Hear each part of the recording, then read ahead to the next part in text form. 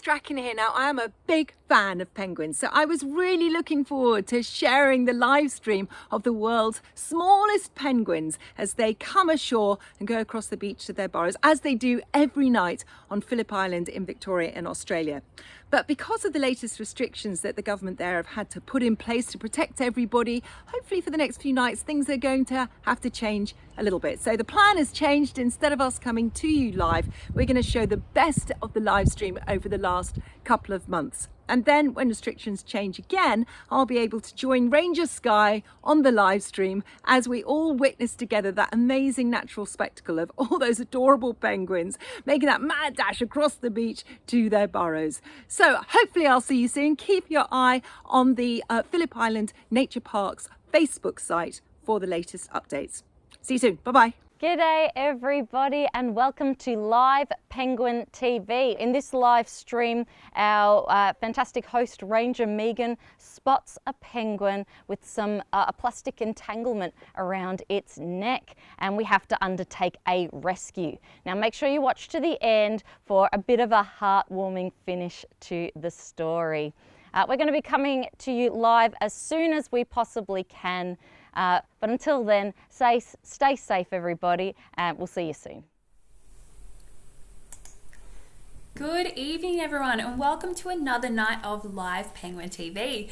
My name is Megan and I'm going to be talking to you about all things penguin as we watch the world's smallest species of penguin, our little penguins coming out of the water, crossing the beach and heading back to their burrows here on Phillip Island in Victoria, Australia. Tonight I'm joined by Michael. Michael, come on in and tell us what you'll be doing tonight. Good evening everyone. I'll be checking out the YouTube and the Facebook and finding all the good questions that you can muster up, and we'll try and stump Megan a few times. So yeah, all the hardest questions you can find, Megan's I think is up for the task tonight. Thanks Michael, I'll do my best. Try your hardest. Thank you. So as Michael said, he'll be going through all of your wonderful comments and questions tonight on YouTube and Facebook. And on Facebook as well, we will have a penguin ranger going through those questions within the next 24 hours and getting back to all of your questions. We don't have that capacity on YouTube, so we'll do our best to get back to your YouTube questions on the air live. Michael will be feeding me through some of your best, some of your hardest questions. And if you are one of our regular Wattle watchers who watches every night, you probably know almost as much about penguins as we do. So think about some of the things that you may not have heard us talk about, or some really difficult questions, and we'll do our very best. And if it's your first time watching and there's something we haven't mentioned and you really want to know, ask, and we'll do our best to get back to you. And again, if you don't get your question answered tonight, tune in again tomorrow, the night after that, and see if we answer your question. It's always different every night, what we talk about and what the penguins are doing. So I know a lot of you know that it's worth tuning in night after night to watch our beautiful little penguins. Now, we are joining you from Phillip Island, also known as Millau. So this is the traditional lands of the Bunurong that we are watching the penguins cross here tonight. And I would like to acknowledge the Bunurong and their elders past, present and emerging as the traditional custodians of this land. They've looked after it for many thousands of years, caring for the country, so that we still have beautiful penguins and wildlife to view all across Millau today. So I would like to thank them and acknowledge the Bunurong. And I'm just going to scroll over to the beautiful ocean here in Summerlands Bay, looking out to Bass Strait, out into the open ocean, and see if we can spot any groups of penguins out here. We have had a few groups, or rafts as we call them, hanging around just offshore, and we have Ranger Sonia counting tonight. So she's told us she's seen about 4 or 5 rafts out there. So if you haven't seen a raft of penguins before, we're looking for a black line on the surface of the water, and that's the little penguins' heads bobbing along on the surface as they're looking up to where we have our cameras here, where we're watching from, watching to see when it's dark. So let me have a bit of a look. It's a little bit choppy out there. There's a few waves, but that doesn't bother the penguins. It'll make it a bit harder to see them. But I did see a few rafts quite close just before we went live, And where have they gone? Now, I'm sure you guys at home are probably watching on a bigger screen than me. Oh, I think that's a group there. So let us know if you see some rafts that I haven't spotted. I think there's a little raft just here in the waves. I'm hoping it wasn't just some rocks. Where did you go? Let's zoom out. There they are. They've gone back behind this wave here. So it's a little bit tricky on a night like tonight trying to find those rafts, those groups of penguins, but you can just see their heads bobbing back up on the surface. Penguins, you're going the wrong way. Can you come back towards us? They must have come in a little bit closer and decided, no, it's still a little bit light. We're not ready to come in yet. We're going to hang out here for a little bit longer before we cross the beach. And there are a few black birds that we just saw flying across the screen, and you might see a few of those tonight while we're watching our little penguins. And those birds are called short-tailed shearwaters. And they're a gorgeous bird that you might see or hear if you do come out here to Millau. We have about 1 to 2 million short-tailed shearwaters that come to nest here. Each year they come all the way from up near Alaska, from around the Aleutian Islands, and they've flown down here around the end of October, start of November. They've renovated their burrows. Now a lot of our shearwaters have gone on their honeymoon period out near Antarctica. So they're feeding up, getting nice and fat out there, and soon they'll come back to lay their eggs. So keep an eye out for those shearwaters flying around. Most of them are on their honeymoon, but there's still a few flying around. Some of them might even be coming back already. And Antarctica is actually right out this direction that we're looking, out south. It's only about 3,800 kilometers out that way. So that's where our shearwaters are going. Our penguins aren't going quite that far, so you don't have to have incredible eyesight to see where the penguins are coming from. They'll be just in this bay here, the ones that want to come home tonight, and they would have only been going maybe 30-50 kilometers around this time of year to find food before coming back onto land. I don't know where our little raft has gone. Sorry, I'll keep an eye out. Let me know if you spot them, but they're moving around quite quickly in amongst those waves. I'll zoom out a little bit so that we don't miss any sneaking up on the beach. And those groups out there in the water right now, those rafts, they'll be talking to each other. They'll be going, huck, huck, huck, huck, huck. So you might have seen the hucking in the comments, and that's the noise the penguins make, saying, hey guys, are we ready to come in? Grouping together, calling out to each other, and deciding whether it's time to come home or not. So that's what you'd be hearing as you're looking for those rafts if you were down here at the Penguin Parade tonight. And they're looking at the horizon, waiting for it to get dark, because coming out of the water and crossing the beach back to their burrows is the most dangerous and scariest part of our penguins' day. And did we just hear from Sonia? Yeah, so Michael? Sonia just mentioned that there was penguins at the front of the skybox, as well as down at Penguins Plus, so maybe you want to check them out. Okay, Sonia's let us know there's penguins right in front of where we're looking. Where are they? Let's have a bit of a look along the beach. She also has some up where she is. Ooh, I don't think there'll be any penguins right here, because just in front of us we have a Pacific gull. So I was just about to say how dangerous this dash is for our penguins, and this is one of the reasons why. So a Pacific gull is one of the penguins' predators. So they will try and make a little penguin into a snack, just like many other birds of prey, things like swamp harriers, whistling kites, sea eagles. So that Pacific gull is probably just down there stacking on some crabs or shellfish, but if it gets an opportunity, it might try and catch a little penguin. So that might be why they're going the other way. They might have come in and seen that Pacific gull and decided to wait a little bit longer, because once it gets dark, these birds of prey shouldn't be able to see to hunt, so they'll go to roost for the night, and that's when it's safest for the penguins to cross the beach. Sorry, I hope I'm not making anyone seasick. I'm just strolling across, trying to see where there might be some penguins, and we'll head over to the further section of beach, because Sonia said there were some over here as well. Oh, there they are.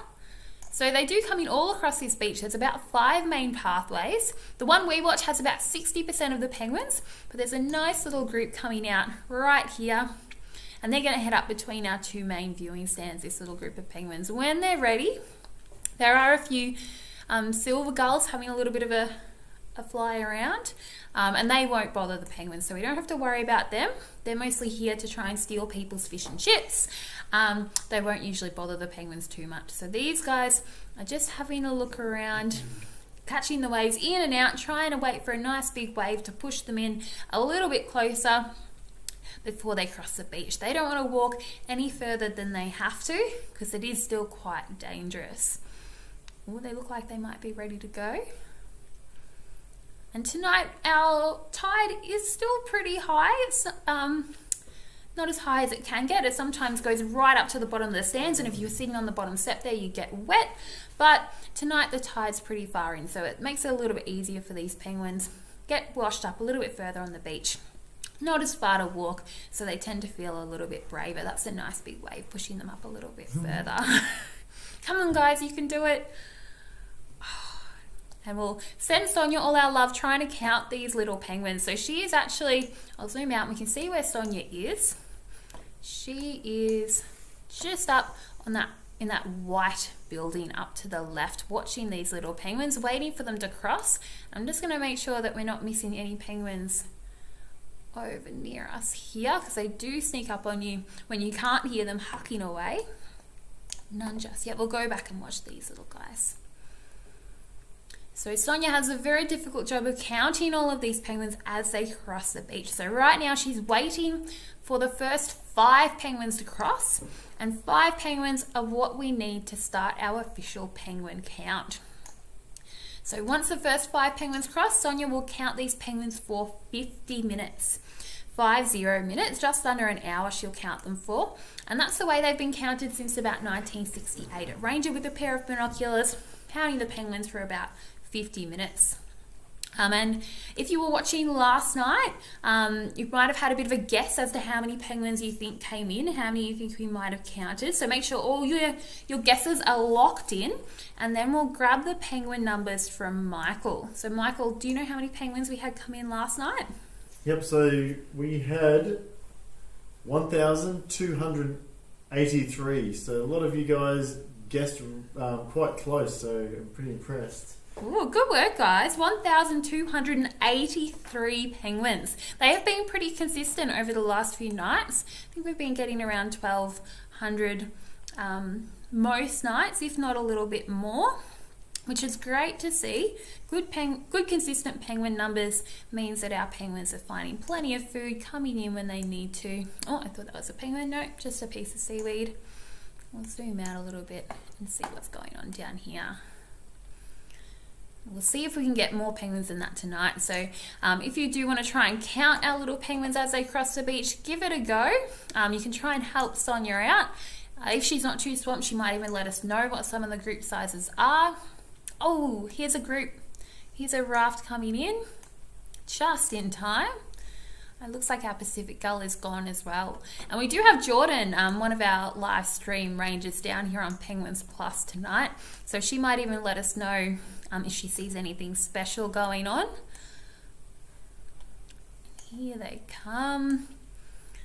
And they did come in, what time was it last night? 8:43 was it, Michael? Yeah, it was 8:42. Oh, 8:42. It was 1 minute off. So it's getting to around that time, and the penguins don't have little watches. Like I was saying before, they're just looking at the sky, waiting till they feel like it's dark enough and safe enough. Oh, and they've decided, no, we don't feel safe. We're going to run back in the water, because they are nice and safe in the water. They're really well camouflaged, with their blue backs blending in with the ocean, their little white tummies blending in with the sky there. They're quite hard to see in the water, especially when they're not in those rafts. And then once they come up onto the beach, they're quite conspicuous and easy to see for predators. So that's why they're still quite cautious, having a look around, making sure there's no birds flying around or hanging out on the beach like those Pacific gulls, making sure they're all gone to bed for the night and that they're nice and safe to cross. So Sonia will wait till these penguins get more than halfway across the beach before she counts them, because she wants to make sure that she counts them and they go up and cross, not that she counts them and they run back, because she doesn't want to have to count them more than once. That would certainly make that job a lot more difficult. I know there was one night where I was counting the penguins, and I haven't done it very much, but this was one night in the middle of winter, so we weren't getting many penguins, but it was my first time counting, and one big group came up, and I was confident I counted them all. They got up into the rocks. I didn't think they were going to run back, and then a Cape Barren goose flew overhead, and a bunch of the penguins ran up over the rocks, and a bunch of them ran back in the water. I definitely couldn't count quick enough to tell how many went each way. So it doesn't work 100%. Sometimes they'll go more than halfway and they'll still run back, but we'll do our very, very best to try and count how many cross, even if that happens. And the penguins like to try and trick us and confuse us a little bit. And they might even be a bit unsure about the seaweed, because this amount of seaweed isn't always here. And they look a little bit unsure. They're like, do we go around it? Do we go over it? We can't go under it. Can you go through it? Where are you guys going to go? They're not quite sure. And that's because the penguins are using their memories and their eyesight to work out where they're going. So when they're swimming in those rafts, they're looking at the horizon, looking for landmarks. When they come up onto the beach, they're looking for their pathways and things that they remember to find their way home. So when they come up onto the beach and it looks different, which happens quite often with the tides and the waves, we get sand washed in and out, and there's rocks exposed or seaweed. It can get a bit confusing for the penguins. So they have to come up, they have to figure out, hang on, that wasn't there last time. Where's that big rock I usually look for? Or where's that hill, or that maybe even that viewing stand, to work out where they're going. So they're just going around the seaweed trying to find the best route back to their burrows. And they'll figure it out. Sometimes they look a little bit lost or confused, but even when something changes, they can be creatures of habit. Sometimes they'll try the same way over and over and over again, even when there is an easier way, but they'll figure it out. Even if it takes them a little bit longer, they generally get to where they need to go. Have we had a start to our penguin count, Michael? Not just yet. It looks like we're almost there. I say we're about to. Get your counting hats on, guys. So that's a nice little group, a nice small one to start you out trying to count these little guys. And there's another group behind them, but these guys are feeling brave now. They're making their way across. Oh, and there's a straggler there in the water. But it only takes a couple of brave penguins to start walking and they'll all follow, or one or two penguins to get a fright and run back. Oh, there we go, there's a couple running back. They're like, no, we're not feeling that brave just yet. We're going to wait a little bit longer, or wait for a few more penguins to cross with. But these guys are confident, and once they get up onto the rocks here, that's when they'll feel safe. That's when they'll be happy to stop and have a bit of a rest, hang out, have a socialise, have a bit of a preen, realign their feathers. If they're not in too much of a hurry. These guys might have important places to be tonight. I'll get a bit of a closer look at this little group. And what does that one have on its neck? That looks a little bit funny. So, ooh, it looks like that penguin has something stuck around its neck. So maybe, Jordan's probably seen it. But maybe, Michael, can we just make sure that Jordan's seen that little penguin? It looks like it could be something plastic stuck around its neck, which is not good. We certainly don't want that for our little penguins. And we do have a wildlife hospital just here at the Penguin Parade, where we will take any sick or injured penguins to help protect them and rehabilitate them for release back into the wild. And this little guy, he looks nice and fat and healthy. It looks like something recent that's just been stuck around his neck. Oh, and that's Jordan in high definition. Having a look at that penguin, and hopefully she'll be able to go down and catch him. Thanks for that, Michael. Okay. So we will remove the entanglement straight away if we can. Luckily, he looks like it's not affecting him too much. But unfortunately, that's what happens when we've lost him. But I trust Jordan will be able to wrangle that penguin. And that's why I know you've heard us say it many times, it is really important that we dispose of our rubbish correctly.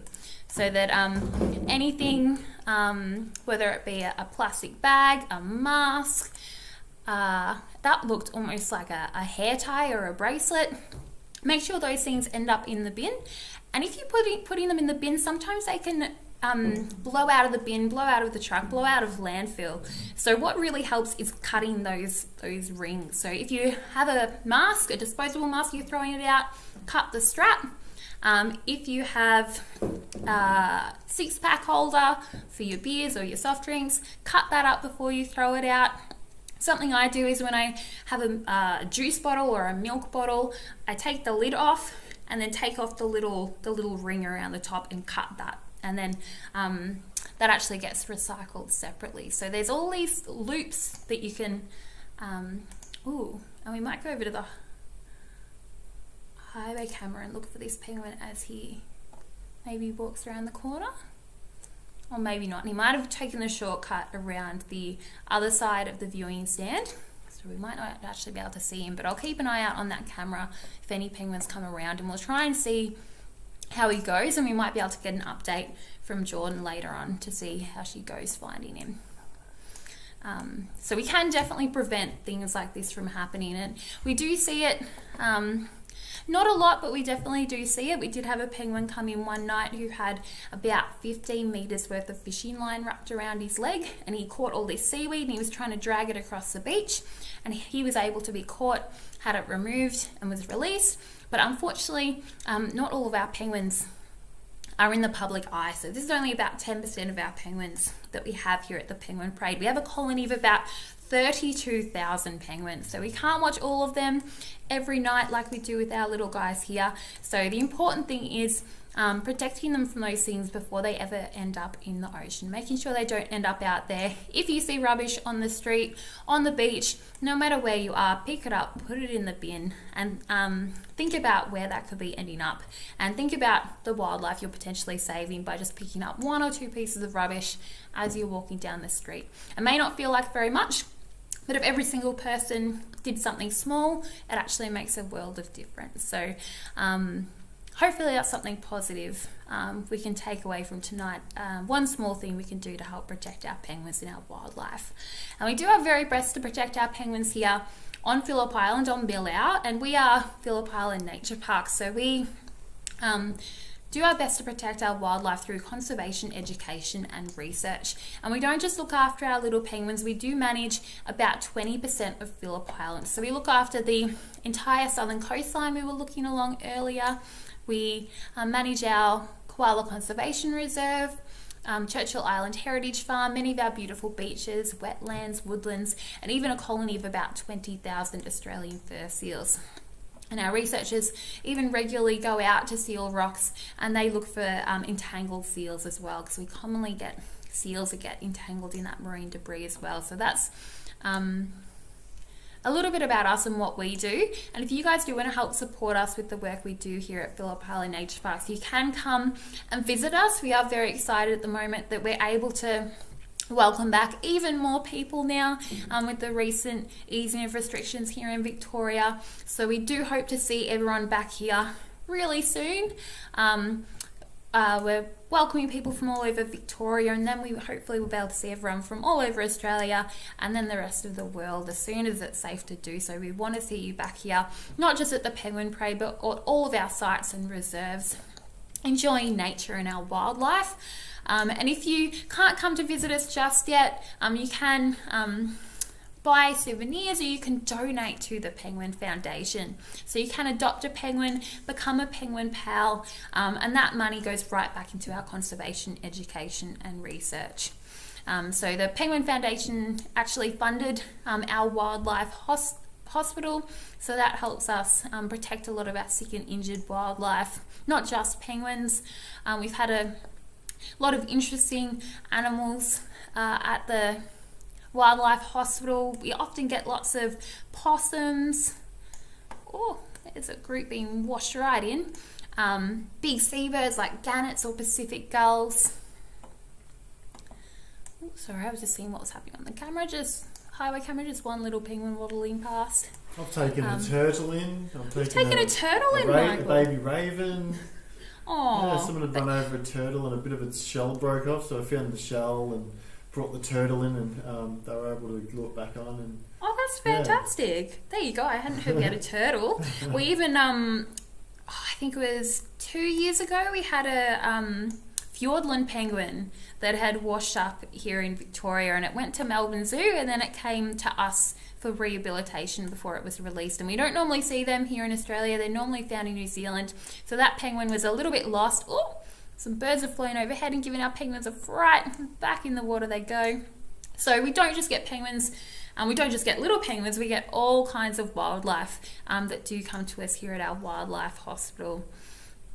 So yeah, you can help us out by donating, and we do hope to see you back here soon. It's been really great to see people here at the parade who've been watching the nightly Penguin TV, who recognise us. If you do come and visit us and you see us, give us a hug, and we'll know that you're a wattle watcher. And these guys aren't feeling as brave as that first little group. They're waiting around a bit. And so, we've got an update from Jordan. Yeah, so I just got an update from Jordan. She's mentioned that they've been able to catch that penguin, and they're just in the process of taking that plastic ring off its neck. That's fantastic. Thank you, Michael. So if you guys didn't catch that, Jordan's captured that penguin with the ring around its neck, and they're removing that right now. So that little guy's going to be fine. And it didn't look like he was injured at all, so they'll probably be able to remove it and release him right back on the highway to continue his journey home, which is fantastic.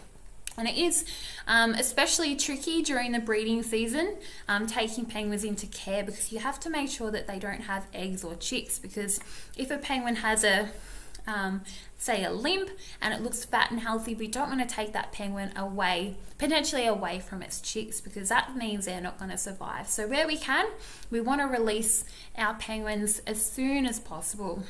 So they might have hungry little mouths to feed at home, and they are wild animals, so we want to keep them as wild as possible, and all our rehabilitation is for release back into the wild. And I was out at the Penguin Parade a couple nights ago. I hadn't been out there for a while, and there are still a few chicks around, chirping, calling out for mum and dad, going, chirp, chirp, chirp, chirp, chirp, chirp. Mum and dad, I'm hungry, feed me some food, waiting for their parents to come and regurgitate that fishy mush into their mouths. Yum, yum. So there are a few chicks around, but most of our penguins now are on their second clutches. So a lot of them are laying eggs or already sitting on eggs, which is quite exciting. It looks like they've already had a really good first clutch, and because conditions are really good, there's lots of food out there for them. It looks like they will hopefully, if things stay the same, have a successful second clutch as well, and we may be looking at potentially one of the best breeding seasons we've had, I dare to say, but I don't want to jinx it. But we have had some very, very good breeding seasons. We've had record-breaking breeding seasons in the last 5 to 10 years. Our penguins are doing very well here, and we do have a stable population at about 32,000 little penguins. And something I've actually started doing this week, because we tracked all of our penguins we wanted to track, so seeing where they were going out at sea, putting little GPS devices onto them. During their first clutches, we saw where they were going through all the different stages of breeding, and now they're doing it again. We're going to track where they're going for their second clutches, and we'll see if it's any different or if they're feeding in the same spots. So it'll be really interesting to see if our penguins do anything different during their second clutch to what they did after their first. Where are you guys going? They're not making it easy for me to follow them. There's a big group they're going to join up with. There we go. Smart thinking, guys. They're all going to join together to make one big raft, or one big waddle, now that they're here on land. And I haven't answered a question yet. While these guys are crossing, I might grab a question from Michael. I'm sure you've all been sending through all your wonderful questions, trying to stump me maybe. What have you got for me, Michael? We've got a few good questions here. So, does the heat have an effect on the penguins in their burrows? That's a good question. Does the heat have an effect on the penguins in their burrows? And you might be thinking that on an especially hot day, and it certainly does.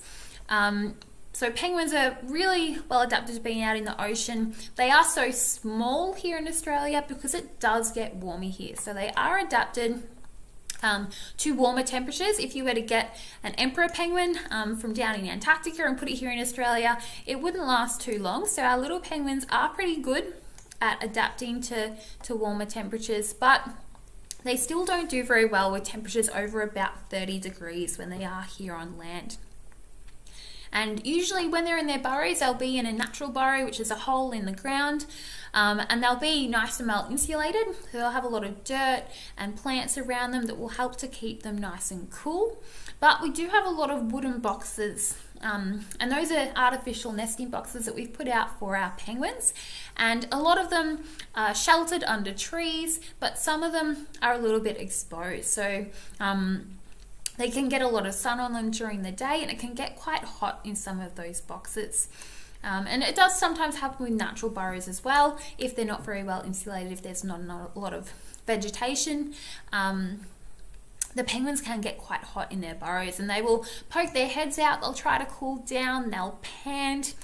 But sometimes those penguins can overheat, and that's when we get days in a row of those high temperatures.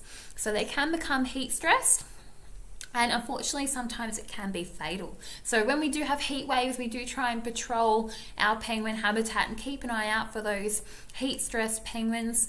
And if we see them, it's as simple as dunking them in some cool water to cool them down and help them recover.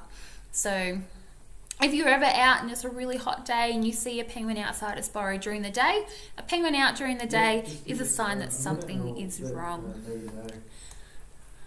So Jordan just gave us an update, and they're about to let the penguin go on the highway. If you want to maybe watch it, yes, it's up to you. Sure. We'll go over to the penguin highway, and Jordan's just let us know that she's about to release that penguin that she's just rescued and removed that entanglement from. I hope that it's where we can see it. Did she say where she was going to release it? Turn around. Are you behind the camera? We'll just work out where she is.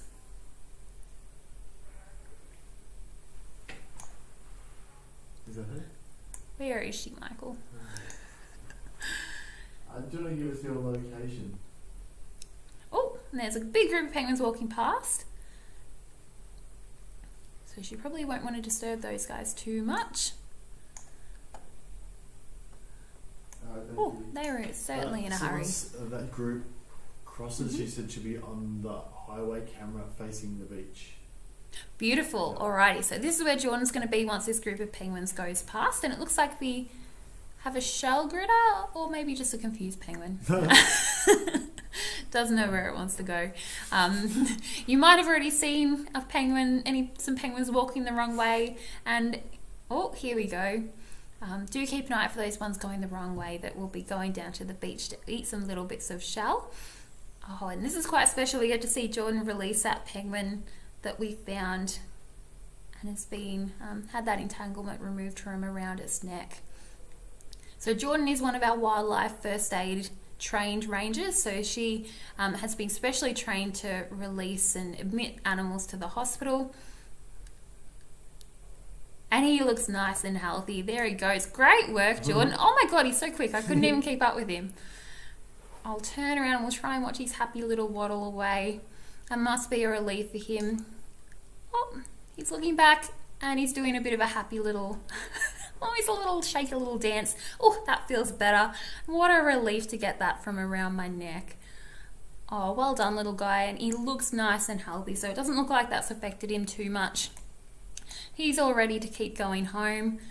He'll catch his bearings. Oh, don't quite know what just happened. Have a bit of a preen. That's a good idea. He's going to make himself look nice before he heads home. And what a happy ending to that little adventure for this little guy. He looks happy. Why don't we try and give this guy a little name, and we'll remember him.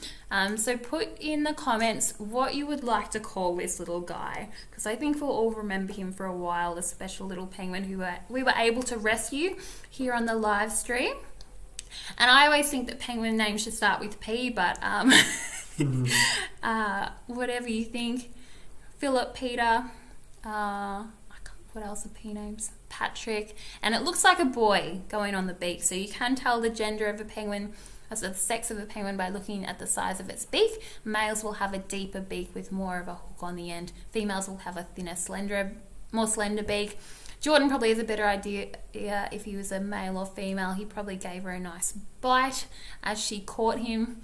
It's a bit hard to explain to a penguin what's going on when you have to catch them, but he's looking nice and happy. So I'll leave the camera on him, and we'll keep an eye on him as we go back to the main screen, because there's a big group of penguins coming in now. Nice big waddle of penguins crossing the beach, and this guy's resting right now, but he's probably going to get a bit of a shove along as this big group comes in. He might even be waiting for some penguins to walk with. He's like, oh, I've lost my group now. Who am I going to walk with? I'm waiting for another group to come in. They do like to be nice and social. He might want someone to help preen him around his neck, realign all those feathers. He might want to make sure he's looking good before he heads home, because he might be seeing his partner. He might have some eggs to go sit on. A lot of our penguins at the moment are sitting on eggs. So he might be going back to take over egg rearing duties, or with that big fat belly might even have some chicks to feed. That's a big group. Give us your guesses as to how many you think is in that group. I don't know if Sonia's going to be able to tell us the group numbers, because it is some very big groups and still quite a high tide tonight, making it a little bit harder to count those penguins as they cross. And while you guys are trying to count, I might grab another question from Michael. I'm sure we've had plenty of questions flooding through. So we've got some great penguin names. You've Oh, yeah? Their penguin What are we names. going to call this guy? What are some of the suggestions, Michael? Pendant, Pierre, Pierre? Jordan. Ooh, Jordan. Lucky, Braveheart, Jordan, Ooh. Lucky, Plucky. I love Percy. it. Ooh, I think my favourites are Plucky and Braveheart, but there's lots of good Tangled. ones in there. Oh, Tangled. I'm loving it, guys. We might have to look through later and see what the consensus is, what we're going to call him. Oh, you're not going to go along with your Geordie. friends? Geordie. Oh, that's great. Loving it. He's still preening. He's still going to hang out there. Oh, there's another group. No, he doesn't mind. Nope. Yep, you're going to go. Oh, he's found some friends. See you, little guys. Oh, that's a happy story. That is isn't a it? happy story. Oh, I'm so glad that we were able to catch him and release him, and he's gone off. I don't know which one he is now. In amongst the sea of penguins. See you, Geordie. See you. Oh, this is gonna. We'll have to consult Jordan as to what we're gonna call him, and she'll let you guys know tomorrow night what we've decided on. Oh, well, what a happy ending! I'll go back to the main camera now, and we'll turn this camera back around. Oh, and it looks like we have. What are those penguins doing down there? Hang on 1 second. I thought I saw some penguins going the wrong way, but they might have just been saying, hey guys, are you coming with us? No, they're just having a rest. Just having a rest down there. Oh, there might be one going the other way. Keeping an eye out for shell gritters tonight. So this one here, ooh, we do only have 5 minutes left, guys. A little lucky, plucky, Braveheart penguin has taken up a lot of our time, but I think it was worth it. So we just have a little bit longer to watch these beautiful little penguins, and keep your eye out for some more shell gritters. And I've lost that one in the rocks. With their backs to you, they're quite hard to see through the rocks there. But that was a little shell gritter. So that is a female who's getting ready to lay eggs, heading down to the beach to eat some little pieces of shell to get that extra calcium. Oh, and here goes another group on the highway. Oh, that one toppled over. And don't worry if you do see a penguin fall over. They very rarely hurt themselves. They're kind of like a little bouncy ball. They're so small and muscular. If a penguin falls over, it just kind of almost bounces back up. And I have definitely seen that happen at another penguin colony in St Kilda near the city. In Melbourne, where we have a colony of penguins that lives on a man-made breakwater. So they live on a big wall of rocks. And if you think the penguins here fall over a lot, try thinking of them scaling a wall of rocks. And there's a lot of tumbles. And they're always fine. They fall down the rocks They stand up, they look a little bit dazed, they're like, oh, that's a bit embarrassing, and then they go about their business. So don't worry if you do see a little penguin falling over. They're very, very hardy. They usually bounce back up, and they can jump about their own body height as well. So they are generally pretty good at climbing over the rocks, even though they have those fused knees, which give them that funny waddle, which means they might be a little bit more accident prone. They probably can't see their feet. It isn't easy. If you do want to try waddling like a penguin, you actually need to squat down because their knees are fused bent. Squat down near the ground, fuse your knees together, and then try and rock side to side and lean forward. And it's not easy. So when there is a rock in your way, you're probably going to take a tumble. But they jump up quite quickly. Is that penguin? Oh, running back so quickly. What are you doing? And there's another group. So while we're waiting for these guys, we might grab we'll go back to the highway and then we'll grab a question. Have we had any more questions coming through, Michael? We've got some questions for sure. So someone wanted to know how many times per day do these penguins dive for their food? Ooh, okay. How many times do penguins dive? I don't know if we've talked about that one too much. We've definitely said how deep they dive, how fast they go, how long they hold their breath. But they can dive, so it does range quite a bit from penguin to penguin, I'm sure, and from the different times of the year, how much food they're finding. So they're diving, skimming along the surface, looking down for food, and when they see something they want to catch, that's when they'll dive down. And they can dive down, I think it's around a few hundred to over 1,000 times every day. So maybe about 800 to 1,200 times they'll be diving up and down. So they can dive 1,000 times a day trying to catch food. And it probably also depends on how good that penguin is at fishing. So some of them are better than others, and they're the ones you'll see tonight with the extra fat tummies, bringing back lots of food for their chicks.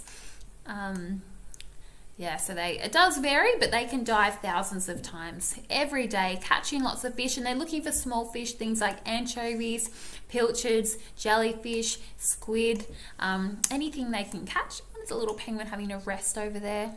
Don't worry if you do see one having a bit of a rest. It's probably just tired, or it has a long way to go, having a bit of a break. So there's anything small enough that the penguins can fit in their mouth is what they will be eating. And they can dive up to about 72 meters, which is quite far when you remember, and they are only about a foot tall. What is that penguin doing? It actually just looked like a little scared penguin. So when they are scared, they do tend to lean forward a bit more. They have a bit of a different posture and move a bit quicker. So that penguin might have just been a little bit frightened, but he looks fine. Penguins, they can swim faster than the fastest human Olympic swimmer. So they can actually swim, I think it's up to about 12 kilometers per hour is the fastest we've ever seen them swim. Oh, there's a goose scaring our penguins now. What is going on tonight? So this is a Cape Barren goose. Just mind its own business, wandering across the rocks. Well, actually, maybe it's going to... No, you're not going to chase a penguin, are you? And the goose won't actually hurt the penguins, so there's no need to worry. It's not going to try and eat them. The geese just eat the vegetation, but it has given them a bit of a fright. Oh, where'd you go? And the geese are quite protective of their families as well. So you might see a few goose families around if you do visit Phillip Island. All the geese... Oh, that looks like the rest of the family.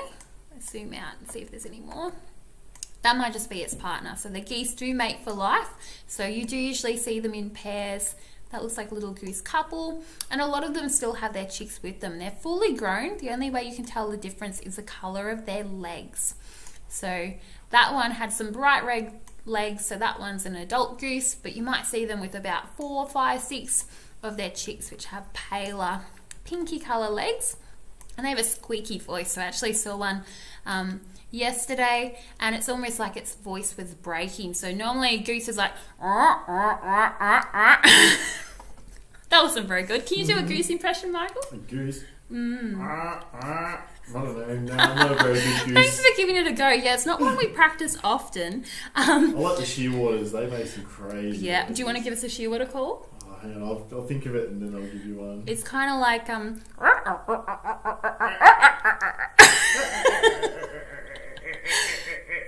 was pretty good. They got some crazy noises. They If do. you get here, I definitely recommend listening out for the shearwaters. You'll get a lot, yeah. It's not just the penguins that make the crazy noises out here.